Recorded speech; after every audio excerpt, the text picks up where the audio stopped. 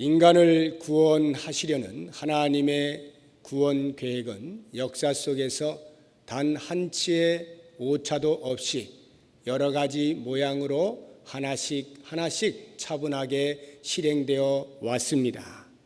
이 엄청난 구원 사역은 예수 그리스도께서 이 땅에 다시 오시는 재림 사건 하나만을 남겨둔 채 이제 그 재림이 오시게 되면 구원의 사건은 완벽하게 성취가 될 것입니다. 이렇게 구원의 완성에 있어서 오직 그리스도의 재림 사건 하나만을 남겨두고 있는 모든 시대를 가리켜 종말이라 말한다고 말씀드렸습니다. 그래서 초대교회 당시나 오늘을 살고 있는 우리들 모두 동일하게 종말의 시대를 살고 있는 것입니다. 우리의 후손들이 살게 될 시대도 역시 종말의 시대라 불리워질 것입니다. 오늘 본문의 말씀은 이렇게 역사 속에서 종말의 시대가 탄생하게 된 그 첫 시작에 있었던 사건을 기록하고 있습니다. 그것이 바로 성령 강림 사건입니다. 사도행전 1장을 통해서 우리는 예수님께서 승천하시면서 제자들에게 성령을 기다리라 말씀하신 것을 보았습니다. 그 약속의 말씀을 부여잡고 제자들은 예루살렘 성으로 돌아가 한 마음과 간절한 마음으로 성령이 오실 것을 위하여 기도하며 준비하였습니다. 그리고 능력을 받을 것에 대한 기대감보다는 오히려 예수님께서 말씀해 주신 12 사도 가운데 한 사람이 결혼되었으니 그 결혼된 한 사람을 다시 충원하라 말씀하신 그 일상의 삶에 순종하면서 기다리고 있었습니다. 그 모든 기다림이 다 성령의 강림을 위한 것이었습니다. 이렇게 진행되어진 사도행전 1장은 이제 2장으로 넘어오면서 드디어 예수님의 승천 후 약 10여일이 지나 벌써 오순절이 임하였습니다. 그리고 그 오순절 때에 기다리고 기다렸던 성령이 드디어 강림하셨습니다. 성경의 어느 곳을 읽을 때마다 감격이 있고 감동이 있겠습니다만 특별히 오늘 본문의 말씀인 성령의 강림하시는 사건을 대하게 되면 우리도 모르는 사이에 우리 가운데 북받쳐 오르는 감격이 있습니다. 그 신비함과 장엄함이 우리 인간의 상상력의 한계로 부닥칠 수밖에 없는 안타까움이 있을 뿐, 이 말씀은 읽으면 읽을수록 그 시대 속으로 들어가게 되면서 성령의 오심에 대한 놀라운 은혜들을 사모하게 되고 마음 깊은 곳에서부터 깊은 감동이 있게 되는 것입니다. 비록 우리가 직접 눈으로 목도하고 귀로 들은 직접 경험이 아니라 할지라도 누가의 경험을 통하여 우리가 간접 경험을 하면서 그 성령 강림의 사건 속에 담겨있는 하나님의 크신 은혜들을 하나씩 살펴보는 시간이 되기를 바랍니다. 가장 먼저 이 성령 강림의 사건 가운데에서 우리가 생각해 볼 수 있는 것은 왜 성령께서는 오순절에 오셔야만 했는가라고 하는 것입니다. 이스라엘에는 3대 절기가 있었습니다. 그것 외에도 더 많은 절기들이 있었습니다만 대표적으로 3 절기를 지켰는데 그 첫 번째가 유월절이고 두 번째가 오순절이고 세 번째가 초막절입니다. 유월절이라고 하는 것은 여러분들이 잘 아시는 대로 너물유, 너물월, 하나님의 심판의 그림자가 문설주의 양의 피를 바른 모든 집을 넘어갔다라고 해서 하나님의 구원이 임한 이스라엘 백성들이 출애굽하면서 그 베푸신 은혜를 기억하며 지키던 것이 유월절 절기였습니다. 그 유월절은 히브리력으로 히브리 달력에 의하면 1월 14일이었습니다. 그리고 1월 15일부터 7일간 무교절이라 지켰는데 이 무교절은 누룩 없는 빵을 먹는다라고 해서 무교절이라 합니다. 그러니까 유월절 안에 무교절이 포함되었다라고 이해를 하시면 되겠습니다. 이렇게 총 8일의 유월절을 지키는 동안에 안식일이 하루가 있을 것입니다. 그 안식일 다음 날로부터 계수를 하여서 안식일이 7번 지나가는 그 다음 날, 즉 7일이 한 주간이니까 그것이 7번 지나가는 49일 그 다음 날인 50일째에 다시 하나님께 감사의 제사를 드리는 절기로 지킨 것, 이것이 바로 오순절입니다. 성경적인 용어로 정확히 말하자면 77절이라 하는데, 방금 말씀드린 대로 안식일이 7번 지나가는 절기다라고 해서 77절이라 부릅니다. 이것은 또 다른 성경에는 맥추절이라고도 불리어지고 있는데, 그 이유는 이 77절 때에 가나안 땅에 들어와서 직접 씨를 뿌려서 그 밭에서 얻은 곡식으로 하나님께 그 첫 소산 만물을 하나님께 드린다라고 해서 맥추절이라 부르기도 하고, 또 다른 곳에서는 맥추의 초실절이라 부르는데 그 첫 소산물을 드린다라고 해서 초실절이라고도 부릅니다. 이렇게 오순절, 칠칠절, 맥추절, 초실절, 이와 같은 말들은 다 같은 말입니다. 그러면 왜 오순절이라 또 불리어졌느냐 하면, 이 히브리어로 쓰여진 구약을 헬라 시대에 헬라어로 번역을 한 성경이 있는데, 그것이 70인역이라고 하는 것입니다. 이 70인역에 보면은 77절을 헬라어로 번역을 하기를, 그 안식일이 7번 지난 그 다음 날 50일째라고 하는 의미에서 오라고 하는 펜테라고 하는 단어를 이 서수로 바꾸어서 50일째 펜테코스테라고 해가지고 기록을 해놓았어요. 이 펜테코스테를 한국말로 번역을 할 때에 한문에 5오자와 10을 가리키는 10순자를 써서 오순절이라 이렇게 부르게 된 것입니다. 자, 이 오순절이 지나고 이제 몇 달이 지나서 7월 15일이 되면, 히브리력입니다. 7월 15일이 되면은 초막절을 지킵니다. 이 초막절 또한 다른 성경에 장막절 또는 수장절이라 이렇게 불리어지고 있습니다. 초막이나 장막은 우리가 금방 이해를 할 수 있는데, 수장절이라고 하는 것은 그 장막을 지킨다라고 하는 의미에서 수장절이라 불립니다. 초막절을 지키는 것은 광야 생활 동안에 늘 초막을 치면서 언제든지 이동을 해야 하는 그러한 삶을 기억하면서 가나안 땅으로 인도하신 하나님의 은혜가 얼마나 큰가라고 하는 것을 감사하여서 초막절을 지키는 것입니다. 그래서 이 초막절 때에는 추수기 마지막 때에, 즉 추수를 다 해서 곡간에다가 그 추수한 곡식들을 저장을 하면서 하나님 이렇게 풍성한 은혜를 주시니 감사합니다 라고 하면서 그 감사제를 드리며 지키는 것이 바로 이 초막절이었습니다. 이렇게 이스라엘에 크게 3대 절기가 있었는데, 왜 그 가운데 성령께서는 오순절에 임하여야만 했는가라고 하는 것입니다.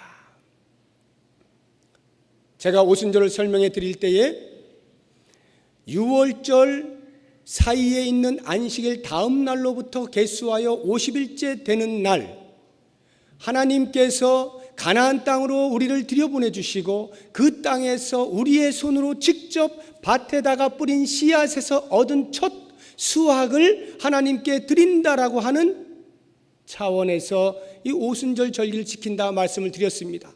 그와 마찬가지로 성령이 오순절에 강림하신 것은 예수님께서 유월절에 돌아가셨잖아요. 그 예수님의 유월절의 십자가의 사건 이후로 50일째 되는 날 성령이 강림하심으로써 영적인 열매를 거두게 되었다라고 하는 것을 상징적으로 보여주기 위하여 오순절에 성령이 강림하신 것입니다.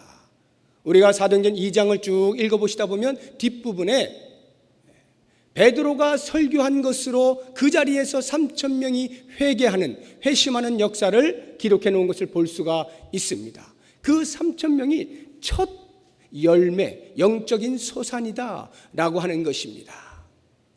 이스라엘 백성들이 오순절 때에 그와 같은 첫 소산을 주신 은혜를 감사하여 하나님께 드리면서 그 다음으로 계속하여 풍성한 추수를 할 수 있도록 하실 것에 대한 기대감을 가지고 그와 같은 추수를 하는 것처럼 성령이 강림하신 이후에 그 오순절 때에 첫 소산으로 드려진 3,000명을 통하여서 그 이후 오늘날까지 수없이 많은 사람들이 그리스도 앞으로 나아오는 영적인 열매를 거두게 되었다라고 하는 것을, 앞으로도 계속하여 그와 같은 영적인 열매를 거두게 될 것이다 라고 하는 것을 우리들에게 보여주기 위하여 성령께서는 오순절에 임하신 것입니다.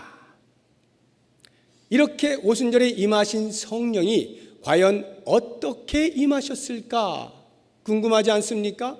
어떠한 현상들이 일어났을까?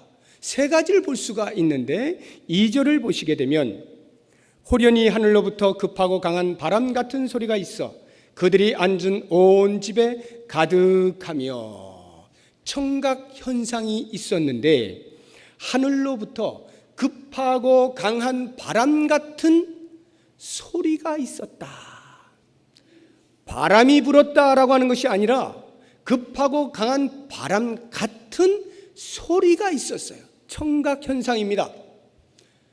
아무리 상상을 해봐도 어떠한 소리인지 제가 감을 잡을 수 없어요.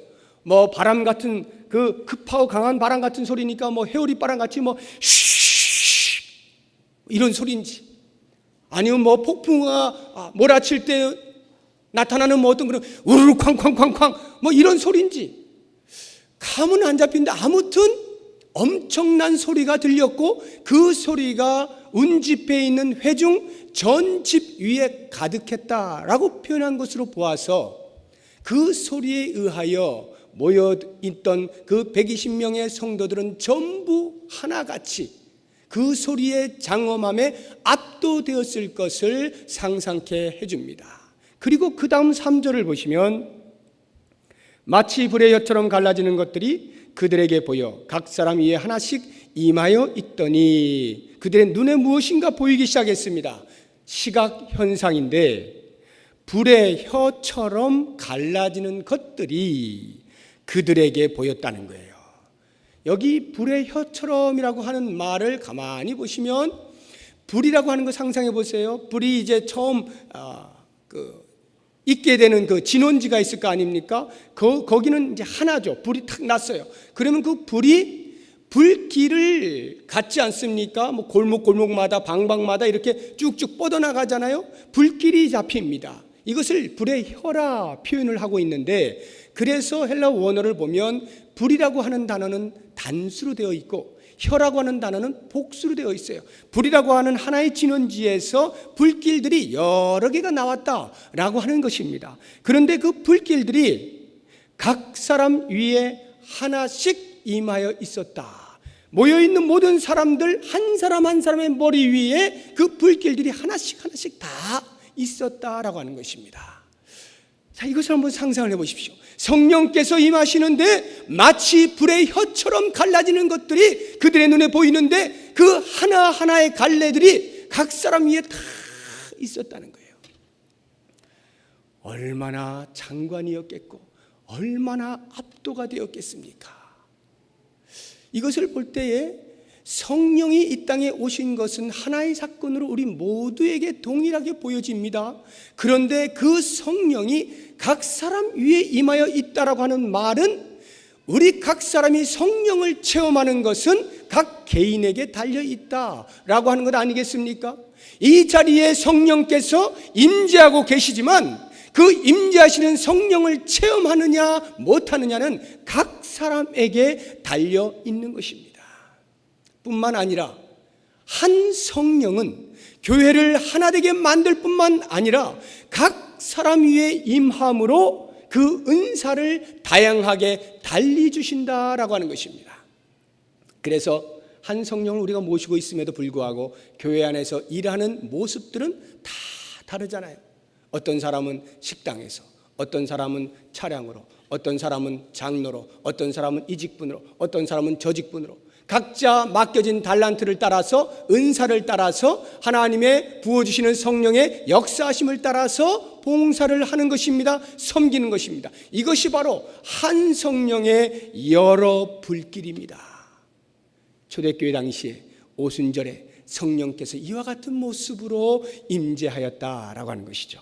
그 다음 4절을 보시면 그들이 다 성령의 충만함을 받고 성령이 말하게 하심을 따라 다른 언어들로 말하기를 시작하니라. 자, 거기를 보시면 언어의 현상이 나타나는 것을 볼 수 있는데, 우리가 알고 있는 방언이라고 하는 것이 최초로 터진 곳이 바로 이 오순절 성령 강림 사건이었습니다.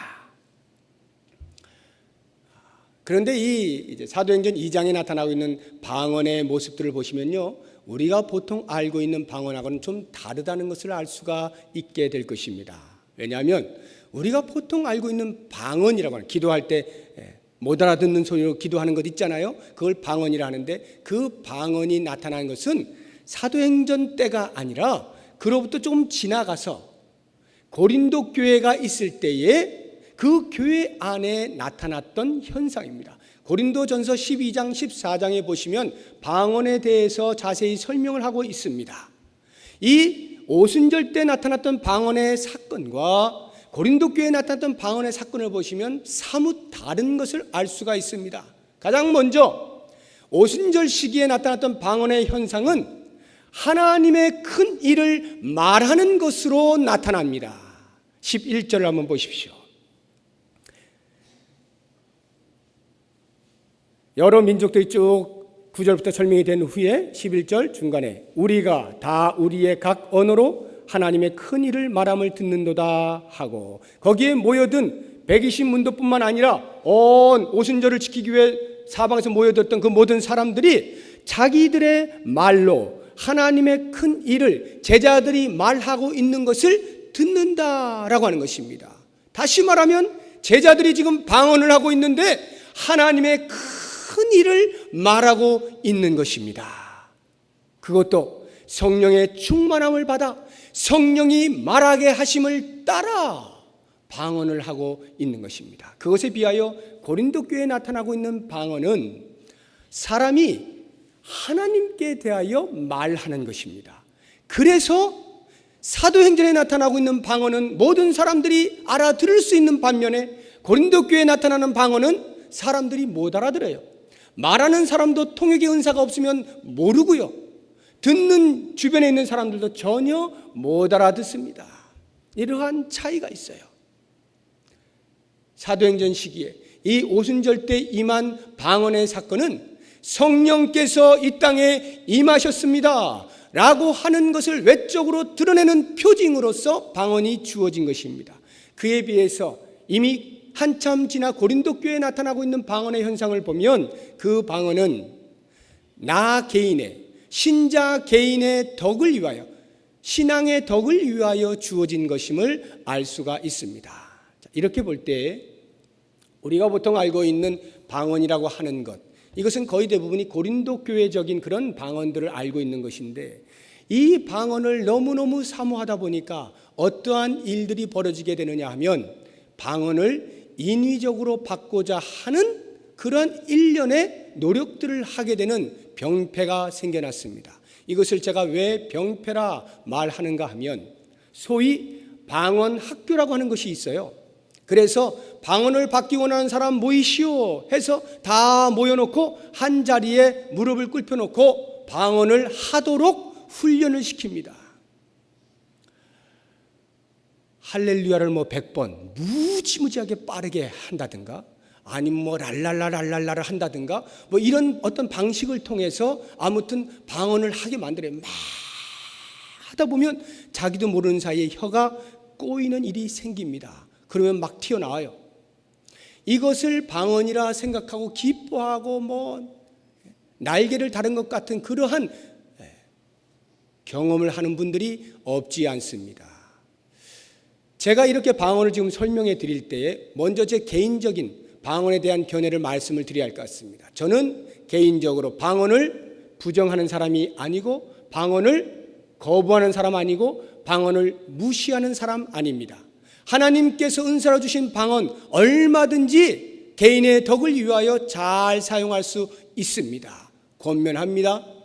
그러나 이것을 인위적으로 받으려고 하는 노력 가운데에서 우리도 모르는 사이에 하나님께서 주시는 선물로서의 은사인 것을 까먹고 개인이 하나님의 은사를 쟁취할 수 있는 것으로 착각을 하고 방언을 마치 훈련을 통해서 받을 수 있도록 하는 이러한 어처구니 없는 일들이 일어나고 있는 것에 대하여 여러분들이 경계를 하셔야 한다라고 하는 것입니다.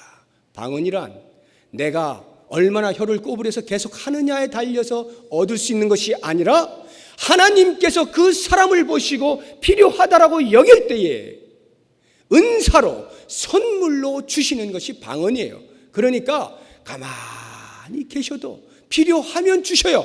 만약 왜 나는 방언을 못할까? 필요 없기 때문에 안 주시는 것입니다. 걱정하지 마시고 방언하는 사람 자랑하지 마시고 방언 못하는 사람 부러워하지 마십시오. 은사를 따라 주시는 것뿐입니다.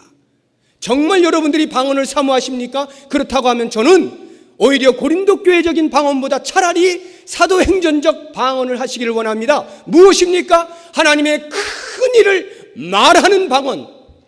얼마나 멋있는 방언입니까? 하나님의 큰 일을 말할 수 있는 방언, 하나님의 큰 일을 말하는 입. 우리는 입이 있어도 이거 못하고 살지 않습니까? 그런데 이것을 하는 것이야말로 가장 복된 방언이요 최초의 방언의 모습입니다.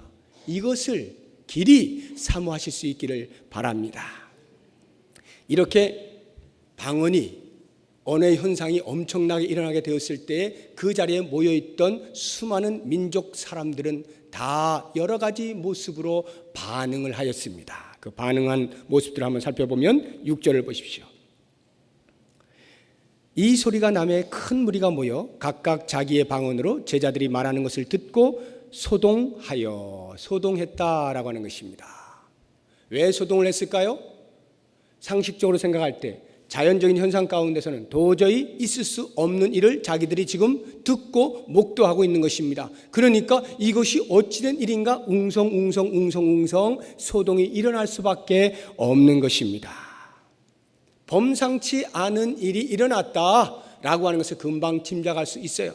그런가 하면 7절에 보면 다 놀라 신기하게 여기는 사람들도 있습니다. 여기 신기하게 여겼다라고 하는 말은 도저히 이해가 되지 않는, 어떻게 그런 일이 있을까? 호기심이 발동했다는 말입니다. 어떻게 된 것일까? 눈을 동그랗게 뜨고 계속 주시해 보는 그러한 사람들이 있었다는 거예요. 그런데 그러한 아무리 주시를 해도 답을 얻지 못하게 되자 12절을 보십시오. 다 놀라며 당황하여 서로 이르되 이 어찌된 일이냐. 당황하기 시작했어요. 아무리 찾아보려고 해도 그 답을 얻을 수가 없습니다. 그 답을 얻지 못하는 것에 대한 정신적인 좌절감, 이것이 바로 당황함입니다. 이렇게 당황하다가 결국은 어디까지 가느냐 하면 13절에 또 어떤 이들은 조롱하여 이르되 그들이 세술에 취하였다 하더라. 아무리 찾아도 답을 얻을 수가 없어요. 그러니까 아이고 저거 미쳤구나, 아이고 저거 술 취한 소리구나, 술주정뱅이 하는 소리로구나, 그냥 막 샬라샬라 하는데 술 취해서 저런 거야 라고 자기가 답을 얻고자 하는 것에 대해서 실패한 그 좌절감을 극복하고자 하는 또 다른 정신적 행위로서 조롱을 하고 있다라고 하는 것입니다. 아무리 생각해도 답을 얻지 못함에 대하여 이렇게밖에는 해석할 길이 없는 그 당시 사람들의 모습을 보여주고 있는 것입니다. 자, 그렇다고 하면 이런 엄청난 방언의 현상들이 왜 성령의 강림하실 때에 일어났을까요? 왜 일어났을까요? 두 가지를 생각해 볼 수 있는데, 첫 번째는 구약에 있었던 한 사건과 맞물려 이해를 할 필요가 있습니다. 그것은 바벨탑 사건입니다. 바벨탑 하면 여러분 무엇이 바로 떠오르십니까? 언어라고 하는 것이죠. 언어가 혼잡하게 되었다라고 하는 거죠. 사람들이 하늘에까지 한번 닿아보자 라고 해서 탑을 하늘 끝까지 쌓으려고 하는 노력을 했습니다. 한층 한층 계속 쌓아갑니다. 보다 못하신 하나님께서 이러다가 큰일 나겠다 싶어가지고 그 사람들의 공사를 멈추게 하시는데 쓴 방법으로 언어를 혼잡케 한 것입니다. 그때까지 하나의 언어를 가지고 의사소통이 잘 되었죠. 그래서 벽돌 주세요 하면 벽돌 탁 갖다 주고 해서 착착착착 쌓았을 터인데 언어가 혼잡하게 되면서 알아듣지를 못합니다. 벽돌 주세요 하는데 뭐 꼬챙이를 갖다 준다거나 하는 이런 일들이 벌어지게 되니까 더 이상 공사가 진척을 이룰 수가 없게 된 것입니다. 그래서 그 사람들이 결국은 함께 있지 못하고 뿔뿔이 언어를 따라 흩어지게 되었습니다. 민족이 흩어지게 된 것입니다. 이 바벨탑 사건은 우리에게 이와 같은 교훈을 주지 않습니까?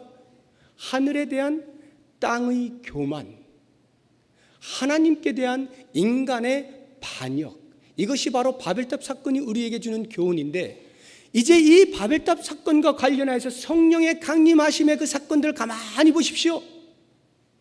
바벨탑 사건의 반전인 것을 알 수가 있습니다. 바벨탑 사건 때에는 언어가 혼잡해졌습니다. 그러나 성령이 강림하시자 어떻게 됩니까? 모든 사람들이 각각 자기 언어로 알아들을 수 있게 되는 언어의 통일을 가져오게 됩니다. 얼마나 놀라운 일입니까? 언어가 혼잡하게 되면서 모든 민족들이 다 떠나가게 됩니다. 각각 다른 민족들로 흩어져 살게 됩니다. 그런데 성령이 강림하실 때는 이미 모든 민족들이 그 안으로 다 모여와 있지 않습니까? 뿐만 아니라 바벨탑이 하늘에 대한 땅의 교만이었다고 한다면 이 성령 강림은 땅에 대한 하늘의 겸손입니다. 하나님께서 성령을 이 땅에 내려 보내주시는 지극히 겸손한 행동이 바로 성령 강림이었습니다. 그래서 그 교만한 인간들의 잘못된 마음들을 새롭게 해주고자 하는 회복과 치유를 위하여 성령께서 강림하신 것, 잘못된 인간에 대한 하나님의 사랑의 모습이 곧 성령의 강림하심이었습니다. 이제 두 번째, 왜 성령의 강림 때에 방언의 현상이 일어났을까라고 하는 것을 말씀을 드려야 하는데, 이 말씀으로 제가 결론을 삼으려고 합니다. 그 이유는 방언 현상이 곧 성령 강림하게 된 이유, 성령 강림의 이유를 대변하는 것이기 때문에 그렇습니다. 이 말씀을 이제 잘 들으셔야 되는데, 성령 강림이 우리에게 주는 이유는 그 방언 현상으로 인하여서 가지고 있는 목적이 성취되었다라고 하는 것입니다. 곧 모여든 모든 민족에게 각각의 언어와 민족과 색깔이 다 다르지만 그 사람들에게 동일한 하나의 목적, 하나님의 큰 일을 선포하는 것, 즉 복음을 증거하는 것으로 성령이 강림하셨다라고 하는 것입니다. 5절을 보시게 되면은 그때의 경건한 유대인들이 천하 각국으로부터 와서 예루살렘에 머물러 있었다 말씀하고 있습니다. 천하 각국으로부터 왔다. 9절부터 11절까지 15개의 나라들이 쭉 지역들이 나열이 되어 있습니다. 그 지역들을 지도를 펼쳐놓고 표시를 해나가 보시면 예루살렘을 중심으로 하여서 동서남북 사방에 흩어져 있는 것을 보실 수가 있습니다. 이렇게 예루살렘을 중심으로, 다시 말하면 성령이 강림하시게 된 그 중심을 가지고 주변 모든 나라들이 다 함께 모여들었다. 이것을 거꾸로 이야기하면 성령이 강림하심으로 온 세상을 향하여 하나님의 큰일을 선포하게 되었다는 것입니다. 복음이 전 세계로 뻗쳐나가게 되었다라고 하는 것이죠. 오순절 성령 강림 사건 이전에 예수님께서 이 땅에 오셨을 때를 생각해 보십시오. 그리스도께서 이 땅에 오셨으나 빛으로 오신 예수 그리스도를 자기 백성들이 알아보지 못합니다. 그러니 전 세계 사람들은 당연히 못 알아보는 것이고, 심지어는 예수님과 3년 동안 같이 동고동락했던 제자들조차도 예수님이 어떠한 분이신지를 정확하게 인식하지 못하고 있었습니다. 하지만 성령이 강림하신 이후에 예수님께서 그 짧은 공생의 기간 동안에 어떻게 해서든지 내가 누구다라는 것을 알려주고 그 그리스도께로 백성들을 돌아오게 하시고 싶었으나 그 한계가 있고 제한되었던 사역을 성령께서 오시면서 그 사역을 대신 감당을 하시는 것입니다. 그래서 요한복음 16장 8절에 보면 예수님께서 살아계실 때에 성령에 대해서 제자들에게 예언의 말씀을 주시는데, 그가 와서 죄에 대하여 의에 대하여 심판에 대하여 세상을 책망하실 것이다 말씀하십니다. 이게 무슨 말입니까? 성령께서 강림하셔서 그리스도가 그렇게도 나를 믿으라, 나에게로 오라라고 말씀하신 그 초청을 거부하고 있는 세상에 대하여 너희들은 예수님의 말씀을 거부한 자들이다 라고 하는 것을 증언하신다는 거예요. 그래서 이 세상이 더 이상 도망을 못 간다는 것입니다. 결코 핑계하거나 변명할 수 없게 된다라고 하는 것입니다. 그런데 더 놀라운 것은 성령께서 이 땅에 오신 것은 그와 같이 세상에 대하여 심판하고 정죄하고 잘못을 알리는 것으로만 역할을 감당하는 것이 아니라 오히려 그 반대 역할이 더 중요한 것임을 알아야 합니다. 그것이 무엇입니까? 성령께서 이 땅에 오신 것은 죄로 말미암아서 딱딱하게 굳어져 있는 이 세상에 불로 녹이시기 위하여 오신 것입니다. 교회를 통하여 그리스도의 사랑을 증거하심으로 성령께서는 각 사람들의 마음에 호소하시는 것입니다. 그 애틋한 사랑을 구애를 하고 계시는 것입니다. 교회를 통하여 정의를 실현하심으로써 성령께서는 모든 백성들로 하여금 죄의 결과가 사망이며 그것을 이겨내기 위해서는, 그것을 해결하기 위해서는 오직 그리스도께 와야만 한다라고 계속하여 촉구하고 호소하고 계시는 것입니다. 다시 말하면 성령께서는 이 세상을 하나님의 나라로 변화시킬 사명을 가지시고 이 땅에 오셨다는 말입니다. 이것이 바로 그리스도께서 승천하시면서 성령을 보내신 이유요, 그리스도의 남은 사역인 것입니다.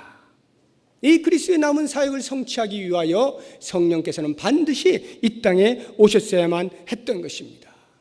예수님께서 십자가에 달려 돌아가실 때 그 구속의 은총은 성취가 되었습니다. 그러나 계속해서 오는 세대에 그 성취된 구속이 적용되어야 하지 않겠습니까? 바로 이 적용을 위하여 성령께서 이 땅에 오셨다는 거예요.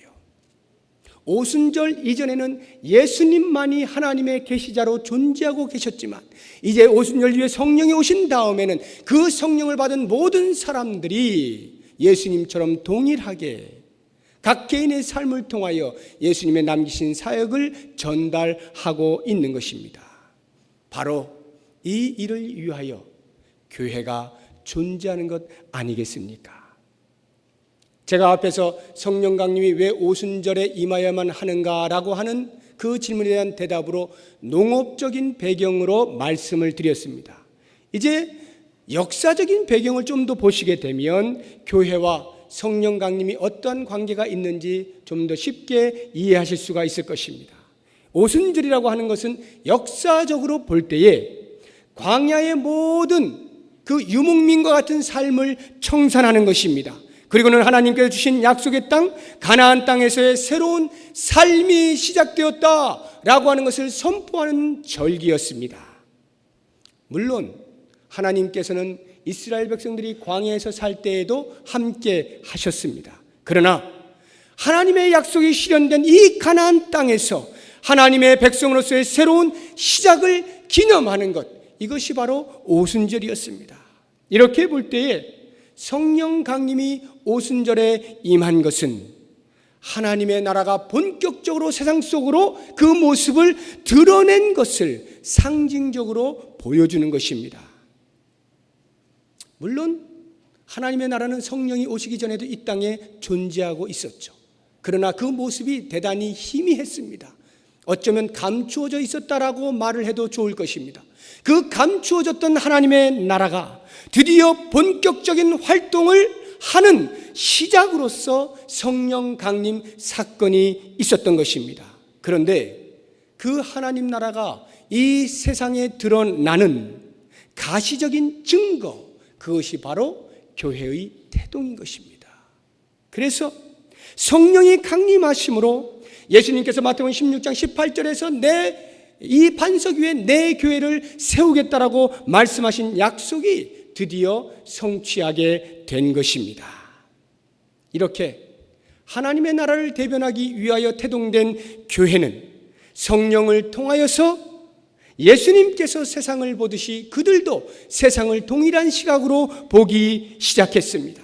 예수님께서 세상을 위하여 십자가를 지셨듯이 교회도 동일하게 자기 몫의 태인 십자가를 질 수 있게 되었습니다. 성령이 오심으로 교회는 드디어 예수 그리스도가 누구이신지 정확하게 이해하게 되었고, 예수 그리스도가 이 땅에 오셔서 어떠한 일을 하셨는지를 알게 되었고, 그리스도가 승천하신 이후에 교회에 무엇을 남기셨는가를 정확하게 알 수 있게 된 것입니다. 사랑하는 성도 여러분, 우리는 종말의 시대를 살아가고 있습니다. 성령 강림의 시대를 살아가고 있습니다.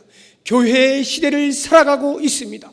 바로 이 시대에 하나님께서는 성령을 통하여 우리를 주인공으로 삼으시고 하나님의 나라의 확장을 위하여 불러주셨습니다. 이 거룩한 사명을 감당할 때 성령의 오심은 필수적인 것이었고, 우리 안에 내주하신 그 성령으로 말미암아 하나님의 나라를 이루어가는 주인공으로 삼아주셨다는 것을 기억하시고, 오늘 이 시대 나에게 맡겨진 내 영역에서 하나님의 나라를 세워가실 수 있는 놀라운 복이 우리 모두에게 있기를 축원합니다. 기도하겠습니다. 하나님 아버지, 우리에게 성령을 선물로 주시니 감사합니다. 성령이 임하신 놀라운 사건으로 인하여 우리가 예수 그리스도의 시각으로 세상을 바라보고 세상에 대하여 사명을 감당할 수 있게 하시니 감사합니다. 조금도 늦추지 아니하고 긴장하면서 성령의 음성을 따라서 이 세상을 하나님의 나라로 변화시키는 주역들이 되게 하여 주시옵소서. 예수 그리스도의 이름으로 기도드립니다. 아멘.